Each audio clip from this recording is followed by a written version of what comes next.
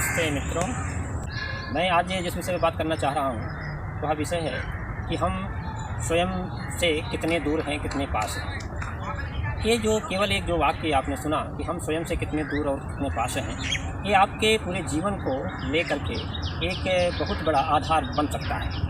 आप अपने जीवन से जितने ही पास होंगे आपका जीवन उतना ही संतुलित होगा, और अपने जीवन से आप जितना दूर होंगे उतना ही आपका जीवन असंतुलित होगा।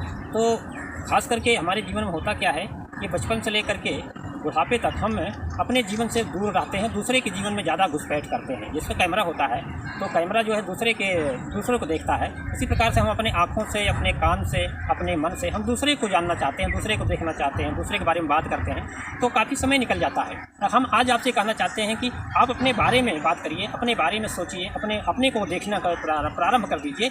आपका जो अंदर का जो अवचेतन है वो जाग जाएगा। आप उसको अपने आप में समझा दीजिए कि मेरा जो एक पवित्र उद्देश्य है जीवन का, जो जन्म लेने का जो ये मतलब है कि मनुष्य रूप में मैंने जन्म लिया है, और इसकी सार्थकता क्या है। इसकी सार्थकता है कि हमारा शरीर स्वस्थ हो, हमारा लक्ष्य स्पष्ट हो, हम जो है वो कार्य करें जो अपने लिए भी ठीक हो, दूसरे के लिए भी ठीक हो, और ये पूरी प्रकृति में हम प्रकृति के सहचर बन करके जिए। मतलब प्रकृति से हम दूर ना रहे, प्रकृति हम और प्रकृति एक दूसरे के पूरक बने। और ये पूरकता जब आपके जीवन में आ जाएगी तो आपका कोई न पराया रहेगा न कोई अपना रहेगा, और ऐसे आप संतुलन की तरफ बढ़ेंगे, सकारात्मकता की तरफ बढ़ेंगे। ये पूरा जो संसार है ना, ये संसार, ये पूरी प्रकृति जो है ना, ये सकारात्मक है, इसमें नकारात्मकता नहीं है। हर जगह देखिए, हर चीज़ बहुत अच्छा लगता है, चारों तरफ हरियाली है। ये जो सूर्य, चाँद, तारे, जितनी भी सारी चीज़ें हैं अपने समय से सब गति कर रहे हैं, किसी से कोई शिकायत नहीं है। लेकिन हम दूसरे से बहुत शिकायत करते हैं, अपने से शिकायत नहीं करते। दिक्कत यही है हमारी।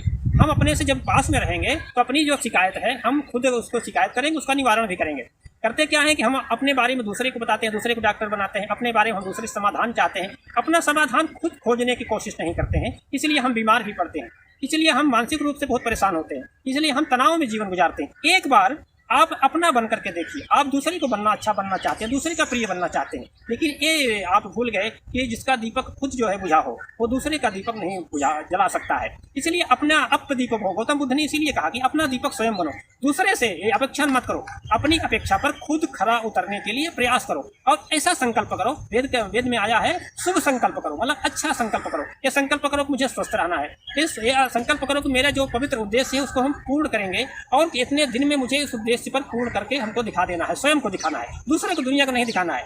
आप अपना उद्देश्य पहले अपने लिए पूर्ण करते हैं, फिर दूसरे के लिए पूर्ण करते हैं, ये भी ध्यान रखिए। और तीसरी बात है कि जब शरीर स्वस्थ रहता है तो मन भी स्वस्थ रहता है, आपके जो अंदर शरीर में जो 10 प्राण है वो भी स्वस्थ रहता है, और आत्मा भी स्वस्थ रहता है। तो ये स्वस्थता का जो क्रम है ना, ये शरीर से होता है। इसीलिए कहा गया कि शरीर माध्यम खलु धर्म साधनम, ये शरीर सभी का आधार है। सभी साधनों को पूर्ण करने के लिए, सभी कार्यों को, उद्देश्यों को पूर्ण करने के लिए, सभी व्यवहारों को साकार रूप में लाने के लिए ये शरीर क्या है, साधन है। और इस शरीर को अगर आपने इसका चिंता नहीं करी तो शरीर भी आपकी चिंता करना छोड़ देती है। इसीलिए मैंने कहा कि आप अपने के पास रहिए, अपने से दूर मत जाइए। जब आप अपने से दूर जाते हैं तो शरीर ये रोगी बनती है, मन रोगी बनता है, प्राण रोगी बनता है, और अंत में आत्मा भी रोगी बन जाती है। इसलिए अपने से आप दूर मत जाइए, अपने को इतने पास रहिए कि किसी से पूछना ना पड़े, आपको बीमार होना ना पड़े, आपको परेशानी में ना हो, आप तनाव में ना हो। जब आप अपने से दूर जाते हैं तब आपके अंदर तनाव आता है। तनाव इसलिए आता है कि आप बहुत सारी चीज़ें ऐसे सोचने लगते हैं जो कि आपको सोचना नहीं चाहिए था, बहुत सारी चीज़ें ऐसा करने लगते हैं जो आपको करना नहीं चाहिए था।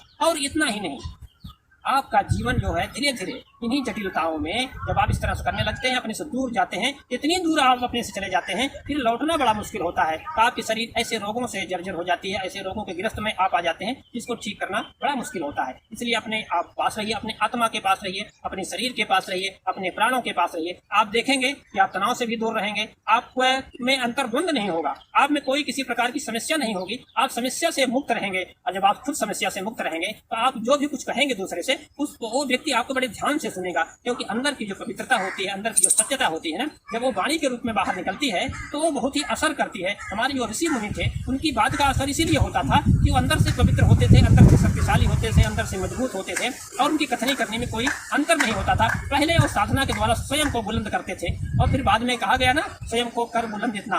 तो स्वयं को जो बुलंद कर लेता है वो जो है दुनिया को बुलंद कर देता है, और जो स्वयं को बुलंद नहीं कर पाता वो दुनिया को बुलंद नहीं कर पाता है। तो हमारा तात्पर्य है, यार आपके सामने बात करने का तात्पर्य केवल यही है कि आप अपने आप में व्यवस्थित होइए और एक जो संसार का जो आज इस कोरोना के दौर में जो एक भय है, इस रोग का जो महामारी का भय है, उस भय को अंदर से मिटा दीजिए। जैसे ही आप भयभीत होते हैं वैसे ही आपके अंदर की जो स्टेमिना है, रोग प्रतिरोधक जो क्षमता है, ये सारी चीजें काफी कम हो जाती है। आप अंदर से बहुत कमजोर हो जाते हैं।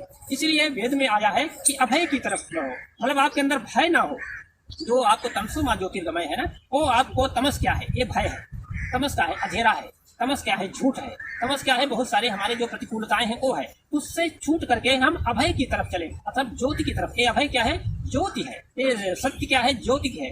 तो हम ज्योति के पथ पर आगे बढ़े। तो जब आप ज्योति के पथ पर आगे बढ़ते हैं, फिर आगे कहा गया मृत्यु अमृतम गमय। तो आप मृत्यु से छूटते हैं। जो डर से छूट जाता है वो मृत्यु से छूट जाता है। कोरोना काल में जो डर से छूटा वो मृत्यु के पास में नहीं गया, और जो कोरोना काल में डर जिसके अंदर आ गया वो मौत के शिकार बन गया। इसलिए अब आने वाले समय में आप डर से छूटिए और अपने को अभय में ले जाइए। आप जो है स्वस्थ रहेंगे और अपने को व्यस्त रखिए और एकदम संतुलित होकर के मस्त भी रहिए, जिससे कि आपका जो है ना जीवन बहुत ही अच्छा बने। शुभकामनाओं के साथ आज बस इतना। फिर अगले वीडियो में आपसे दूसरे मुद्दे पर बात करूंगा। जय हिंद।